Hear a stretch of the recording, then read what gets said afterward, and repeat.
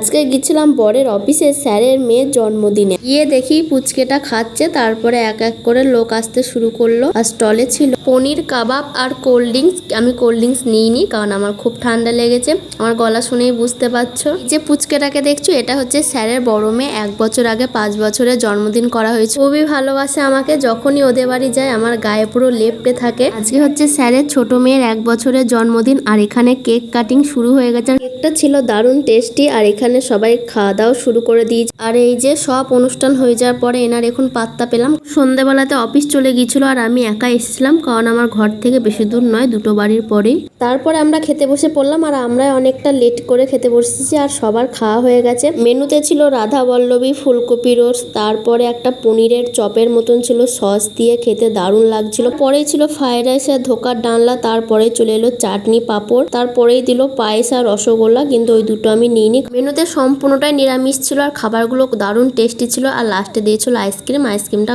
রুমে এনে খেয়েছিলাম।